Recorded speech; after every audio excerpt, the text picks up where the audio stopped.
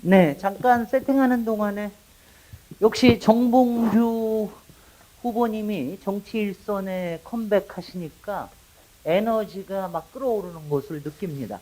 그게 사실 열린민주당의 정신이고요.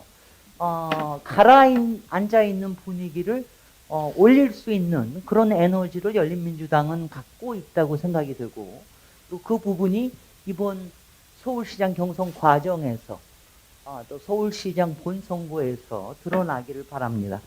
다만 여러 부분에 대해서는 앞으로 지도부와 여러 가지 모색을 해야 될 것이라고 생각이 됩니다. 저는 한 달 전에 연말 12월 27일에 서울시 출마 선언을 하면서 상당히 구체적인 거를 이미 내놨습니다. 그래서 저도 오늘은 공약 중심이기보다는 조금 전반적인 이런 얘기를 좀 해드려야 될 것 같습니다. 시작하겠습니다. 안녕하십니까. 열린민주당 당원과 지지자 여러분. 랜선으로 여러분들께 서울시장 출마 소견을 밝히게 되어 영광입니다. 역동적인 정봉주 후보님과 저 김진 에너지 후보가 만나서 범민주 진보 개혁 세력의 활력을 높여서 이번 서울시장 보궐선거에서 기필코 승리하겠습니다. 저를 잘 나가는 사람으로 여기시는 분들이 많지만 꼭 그런 것만은 아닙니다. 잠시 저의 정치 여정을 말씀드리겠습니다. 저의 첫 정치 입문은 2003년 열린 우리당이었습니다. 입문하자마자 2004년 17대 총선에서 용산에서 출마했고 낙선했습니다. MB 대운하 사업을 막으려 18대 총선에 비례대표로 출마했지만 당선권에 못 들고 또 낙선했습니다. 1년 반 후에야 뒤늦게 비례대표를 승계했고 길지 않은 의원 생활임에도 불구하고 제가 펼친 4대강 사업 저격수로 그 활약을 기억해 주시는 국민들이 많으십니다.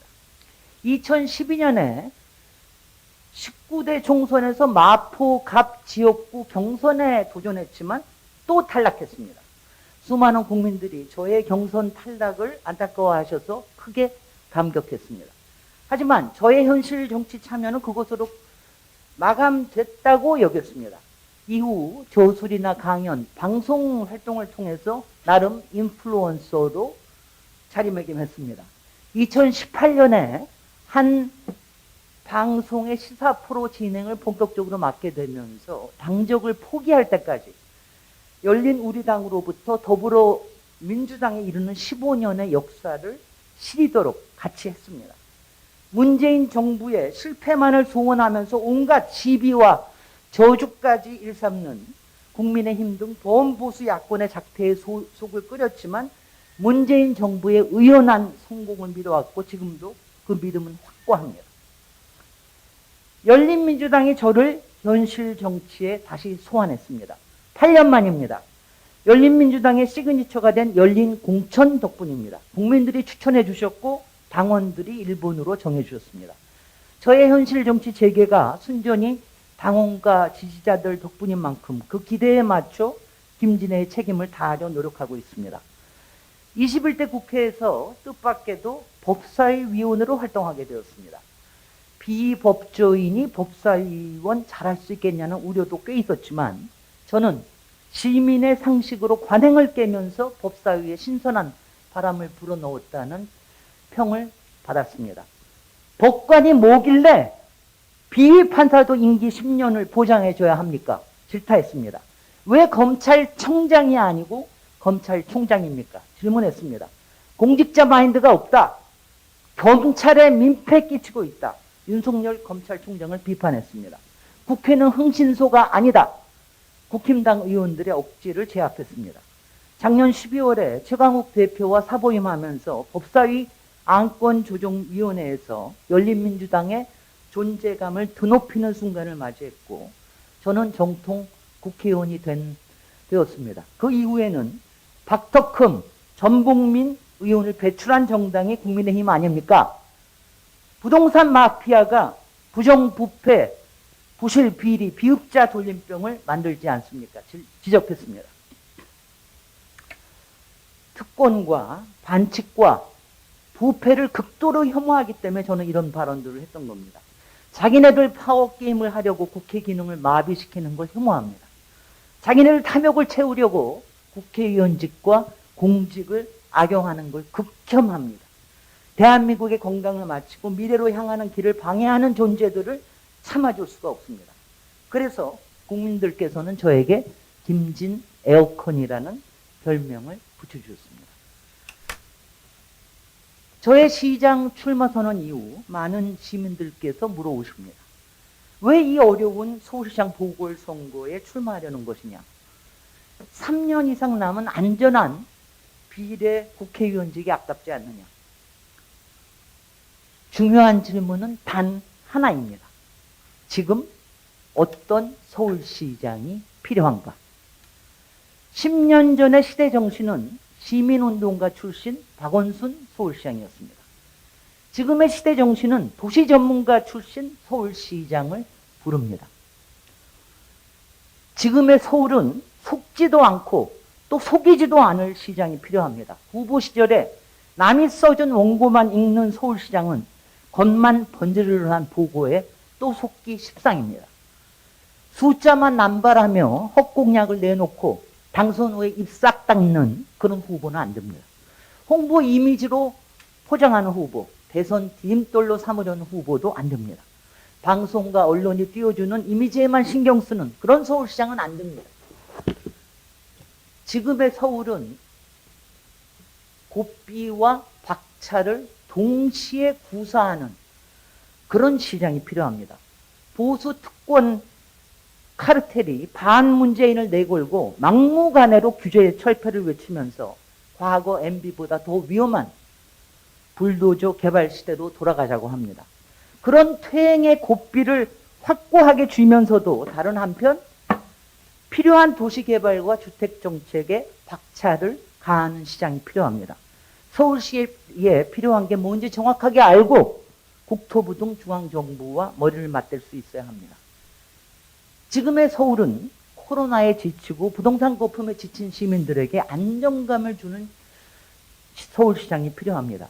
박원순 시장이 뿌리 내려온 사람의 가치를 더욱 발전시키고 고건시장처럼 노련한 리더십을 구사하는 서울시장이 필요합니다. 시정 현실을 꿰고 팩트에 밝고 철학이 뚜렷하고 판단력이 뛰어난 서울시장이 필요합니다. 지금의 서울은 멘탈이 강하고 균형 감각이 있는 서울시장이 필요합니다. 범보수 야권은 사사건건 시비를 걸 테고 보수 언론은 작은 흥결조차 부풀리며 흔들려둘 테고 고발 고소가 난무할 소지도 상당하고 검찰과 법원의 편파성마저 걱정해야 하는 그런 상황입니다. 저는 학력과 경력 그리고 삶의 현장에서의 연륜이 굳건하기 때문에 쉽게 흔들려 둘지도 못할 것이고 제가 흔들리지도 않을 것입니다. 지금의 서울은 삶의 현장을 속속들이 아는 서울시장이 필요합니다. 시민들께서는 종종 저에게 있어 보인다고 하시지만 아마 제 씩씩한 모습 때문일 겁니다. 잠깐 저의 인생을 아주 짧게 얘기를 드리면 저는 종로 5가 광장시장에서 사기 그릇 가게를 하던 집안에서 일남육녀 집안의 셋째 딸로 자랐습니다. 독립을 꿈꾸면서 전문가로 일해서 자수성가한 여성입니다. 서울공대 800명 졸업 동기 중에 유일한 여학생으로 척박한 환경에 도전했고 학자금을 대출받아서 미 MIT에서 도시계획 박사를 마치고 7년여에 걸쳐서 갖기도 했습니다. 어린 두 딸을 키우면서도 회사를 운영하느라 아래위층을 오갈 수 있도록 집을 만들고 시부모님 댁과 신우님 댁까지 모여서 살 수 있는 집을 지어서 28년째 살고 있습니다. 저는 삶의 어려움과 피곤함, 때로는 구질구질하기 좋지 않은 꼴들까지 다 겪고 오면서 튼튼한 멘탈을 키워왔고 겉핥기만 하는 정치인이 아니라 정치로 희망을 일구는 근력을 키웠습니다. 저희 이 충만한 김진 에너지를 서울 시민을 위해서 아낌없이 쓰겠습니다. 진짜 도시 전문가 서울시장에게 맡겨주십시오. 지난 이제 공약에 대해서 잠깐 말씀을 드릴 텐데요. 저기 서울시장 오늘도 후보님, 저하고 통화하시는 게 딱 하나가 있어요. 아까 오각형 하나만 딱 보여주셨는데 오각형을 보여주셨잖아요. 5개. 저도 오각형 5대 큰 줄기를 만들었습니다. 우리가 이렇게 열린민주당은 이렇게 후보끼리 마음조차 통합니다. 여기 그림에 딱 나오는데요. 제가 지난 12월 27일 출마 선언에 담긴 공약을 듣고 여러분들이 말씀해 주셨습니다. 진짜 개발을 당당히 얘기하는 범민주 후보가 나와서 정말 든든하다. 역세권 미타운 공약을 들으면서 얘기하는 이런 들으면서 가슴이 설렜다. 그렇게 살고 싶다. 오아시스 서울이 너무 마음에 와닿더라. 서울도 잘하고 각 시민도 잘한다는 말에 김진애 평생에 자라기 철학이 담겨 있더라. 김진애가 드리는 별 5개입니다. 여기 보시면 저는 그래서 별 5개를 표현을 했습니다. 별 5개 서울 공약을 설명드리겠습니다. 진짜 개발. 서울을 서울답게 만드는 진취적인 주택정책과 도시개발정책. 도시 전문가 서울시장에 추진하니까 믿어올 수 있습니다. 두 번째, 그레이터 서울. 서울시와 수도권을 엮는 큰 발상이 필요합니다. 21세기 서울 리더 서울시장이 그리는 메트로폴리탄 서울입니다. 서울 디지털 르네상스. 세계 도시 혁신 경쟁력 3위의 도시로 만들겠습니다.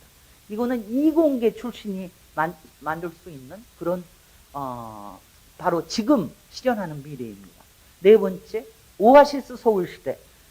위드 코로나 그리고 포스트 코로나를 살 수 있는 도시. 이것은 갓마더로서 제 김진애가 드리는 서울 시민에게 드리는 그림입니다. 5번째, 서울 시민의 삶 곳곳 사다리. 코로나 긴급 지원과 시민들을 위한 사다리를 만들 겁니다. 제가 10살 때 내가 벌어서 독립할 거야 라는 결심을 했던 사람입니다. 바로 그런 결심을 하고 있는 수많은 사람들에게, 그리고 지금 여러 가지 어려움을 겪고 계시는 분들께 긴급 지원과 그리고 앞으로 자립할 수 있는 이런 지원을 서울시가 특별히 마련해야 되겠습니다. 각 서울 공약을 잠깐 좀 말씀을 드릴 텐데 저도 이걸 너무 상세하게 들어가고 싶지는 않고요. 잠깐만 그냥 얘기해 드리겠습니다. 첫 번째, 진짜 개발. 이거는 뭐냐면 제가 여기서 얘기하는 거는 꼭 필요한 개발은 슬기롭게 추진해야 합니다. 박원순 시장이 지난 9년을 해오면서 사람의 가치를 서울시에 녹여낸 거는 굉장히 좋았지만 임기 3번째 임기가 되면서 그 필요한 개발에 대해서 주저하는 감이 있었습니다. 저는 그것을 하겠다는 겁니다. 그러면 진짜 개발은 뭐냐? 잠깐 진짜 개발의 반대를 생각해 보십시오. 일단 먹고 튀는 개발 안 됩니다. 우리나라 대부분의 사업이 분양사업으로 먹고 튀는 겁니다. 원주민 싹 쓸어버리는 거. 거기에 있는 일자리 싹 없애버리는 거. 그리고 투기꾼들만 배불리는 거. 주변에 담장 쌓아놓고 자기네들끼리만 성곽 짓는 거. 그리고 아파트만 따로 지어가지고 굉장히 멀리 통근하게 만들고 도시가 이렇게 유연하게 변화하지 못하게 하는 거. 이게 MB와 오세훈이 했던 뉴타운 사업이 아주 전형적으로 나쁜 이런 개발입니다. 진정한 개발, 진짜 개발은 어떤 걸까요? 적정한 민간 이익도 보장하고 그중에서 공공이익도 얻어낼 수 있는 이런 조화가 이루어진 겁니다. 바로 우리가 지금 얘기하는 공공이익을 내놓기 위해서 공공아파트를 이제 어느 만큼 확보하는 이런 것들이 필요한 겁니다.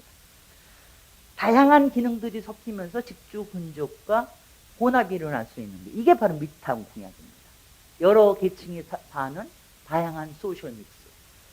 이런 걸 가지고 진짜 개발이 일어나는, 그래서 제가 특히 역세권 미드타운에 대해서 얘기를 드리면 지금 307개의 지하철이 서울에 있습니다. 지하철을 이렇게 제대로 활용을 안 하는 도시도 참 드뭅니다. 그동안은 왜냐하면 아파트 단지하고 재개발, 재건축한 이런 데만 맨날 눈에 팔려 있으니까 진짜 지하철을 이용해서 도시가 어떻게 자랄 수 있는지 무한한 잠재력에 대해서 그동안 별로 신경을 안 썼던 겁니다. 이제 빠져있던 부분을 하는 게 이게 굉장히 중요하다.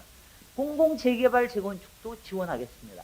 제가 필요한 개발을 꼭 지원하겠다고 하는 거는 속도 조절은 필요하되 필요한 거는 지원하겠다. 그래서 제가 이제 여기서 지도를 이렇게 보여드리면은 지금 이게 서울시의 역세권의 307개 역세권의 주변인데 이렇게 좀 진한 빨간 부분만 개발이 돼 있고 주변에 노란 거는 거의 개발이 안 돼 있는 거. 거기 가면 갑자기 큰 길가에만 높은 게 들어서 있고 바로 뒤로 가면은 기껏해야 5층, 3, 4층 다세대 주택 이렇게 돼 있으면 안 됩니다. 그래서 미타운에서 특히 젊은 직장인들 그리고 사실은 젊은 실버층까지도 이렇게 살 수 있게끔 하는 이런 게 앞으로 이런 복합 기능이 필요한 게 굉장히 중요합니다. 다음은 제가 이제 여기서 하나 빠졌는데 이거는 공약에서 얘기하겠습니다. 왜냐하면 하도 국힘당 의원들이나 또는 국민의당 후보나 아니면 더불어민주당 후보들까지도 숫자를 하도 남발을 하셔서 제가 그런 부분에 속공약이라는 걸 얘기했는데 저는 차곡차곡 단계별로 갈 수 있다는 부분을 나중에 숫자로 알려드리겠습니다. 두 번째, 굉장히 중요한 일입니다. 여태까지 서울시를 얘기할 때는 다 가운데 있는 서울시만 봅니다. 근데 서울시는 더 이상 서울시만이 아닙니다. 주변의 메트로폴리탄 서울, 수도권까지 포함해서 생각을 해야 됩니다. 주변에 엄청난 도시의 잠재력들이 있고요. 그래서 그리고 지금에 이제 일어나고 있는 새로운 성장구 다음을 한번 보시겠습니다. 여기에 보시면은 지금 수도권에는 광역교통망까지도 이제 완성이 됐고 이제 서울과 연결하는 GTX 광역교통망이 있습니다.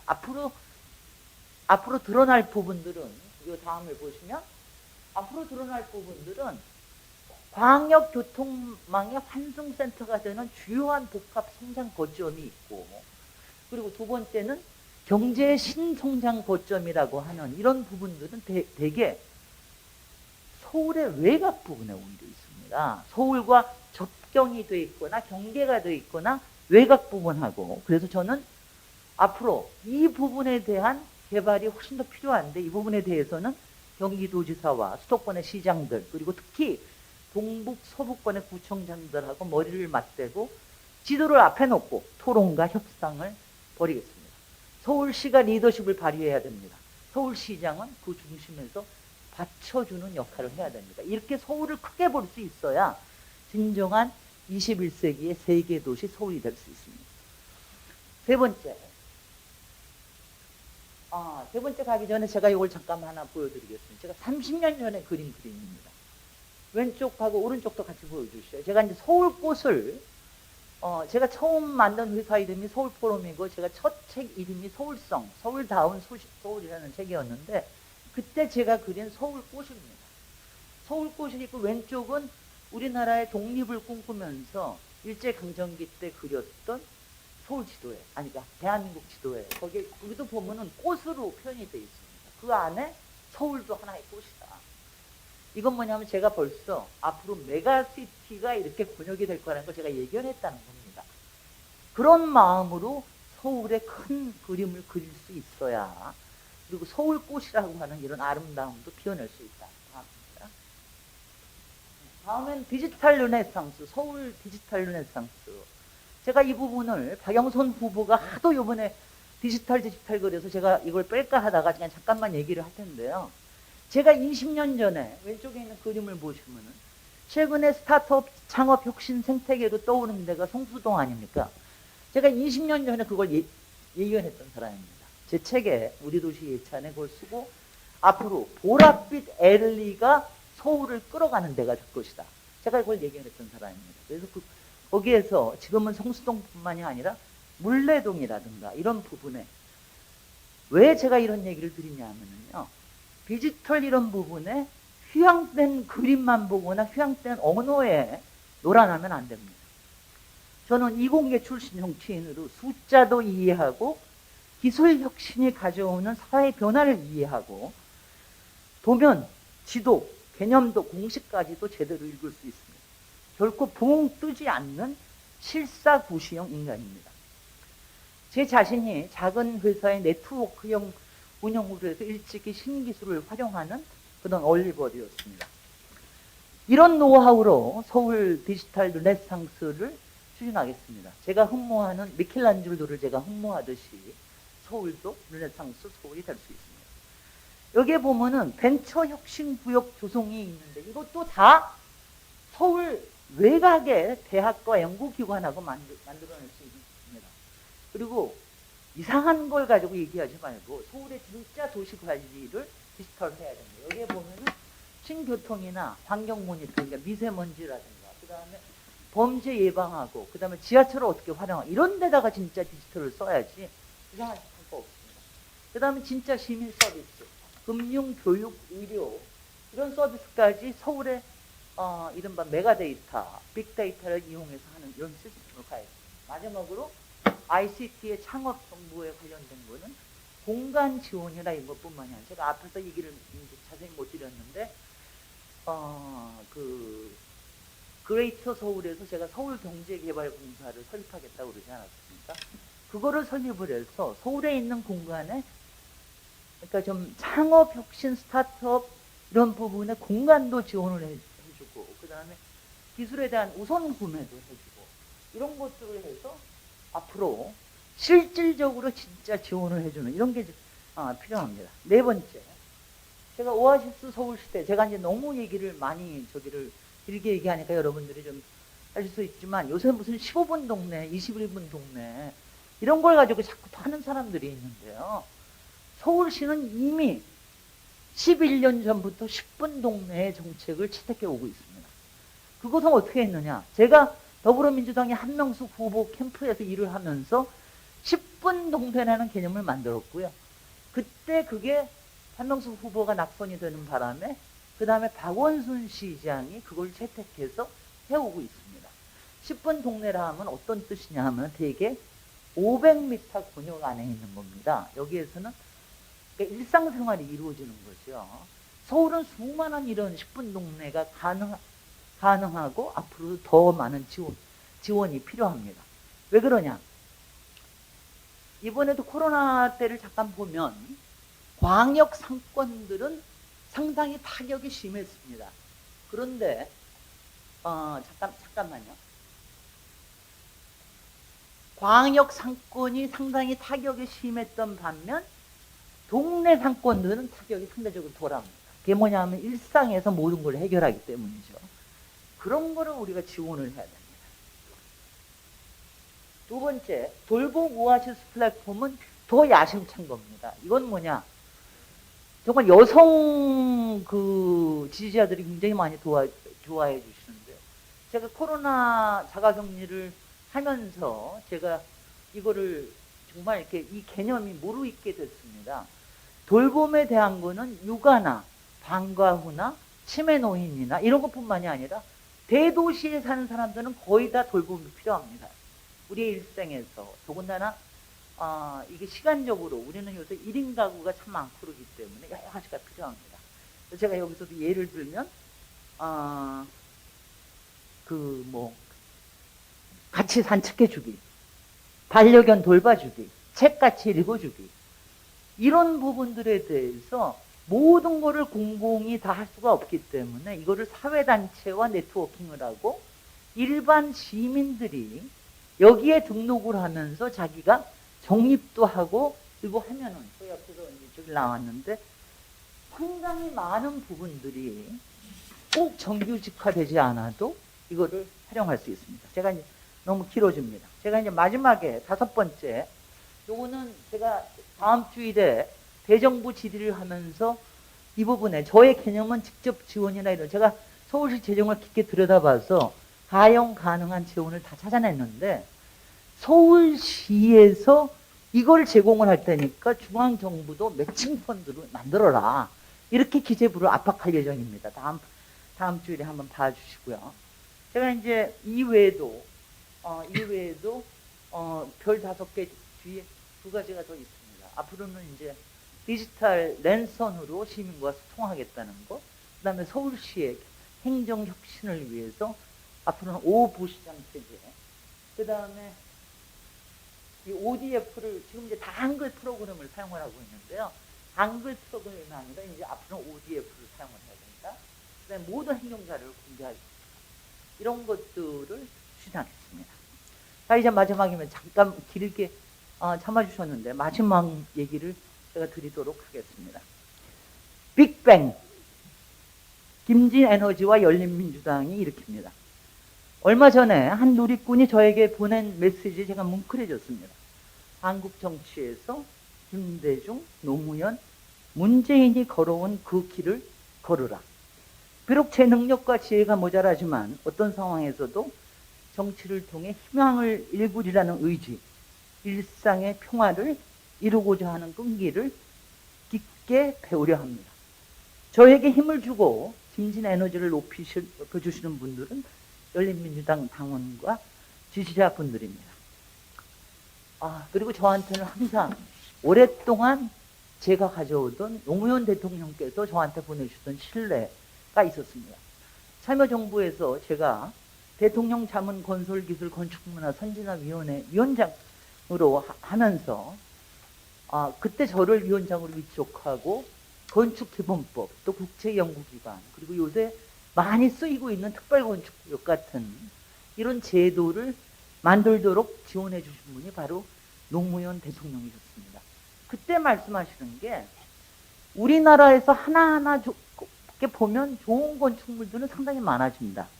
그런데 도시로 보면은 별로 품격이 이렇게 없다. 이게 왜 그러냐? 이런 문제 지적을 핵심을 콕 찔러주셨습니다. 열린민주당의 정신은 열린민주주의, 개혁, 실사구시입니다. 왜 열린민주당에 대한 기대를 거두지 않으시는 걸까요? 열린민주당, 우리는 스스로 집권 야당이라고 자부합니다.